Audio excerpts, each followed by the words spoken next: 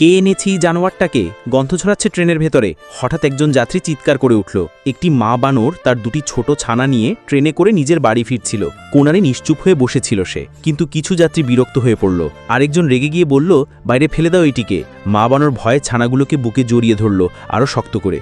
কিন্তু ঠিক তখনই সেই যাত্রীটি একটি ছানা ধরে চলন্ত ট্রেন থেকে ছুঁড়ে ফেলে দিল বাইরে। পুরো ট্রেন স্তব্ধ হয়ে গেল। মা বানরের চোখে জল এসে গেল, কিন্তু তার কিছুই করার ছিল না। ঠিক তখনই এক কোনায় বসে থাকা একজন বাংলাদেশি সেনাবাহিনীর সদস্য চুপচাপ উঠে দাঁড়ালো। সে ছিল সাহসী বীরের সন্তান। সাধারণত খুব বেশি কিছু বলতো না, কিন্তু চোখে ছিল অদ্ভুত এক সাহস। একটু দেরি না করে সে ট্রেনের দরজা খুলে চলন্ত ট্রেন থেকে লাফ দিল।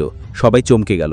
কেউ কিছু বোঝার আগেই সেই সেনা সদস্য দৃষ্টির আড়ালে চলে গেল। কিছুক্ষণ পর দেখা গেল সেই বাংলাদেশি আর্মির রক্তাক্ত শরীরে ধুলো মেখে ট্রেনের দিকে হাঁটছে, হাতে সেই ছানাটি। সবার চোখে পানি এসে গেল। সে কষ্ট করে ট্রেনে উঠে এলো আর ছানাটিকে মায়ের কোলে ফিরিয়ে দিল। কিন্তু এই অসাধারণ সাহসিকতার জন্য কেউ ধন্যবাদ দিল না, কেউ লাইক করল না, কেউ সাবস্ক্রাইবও করল না।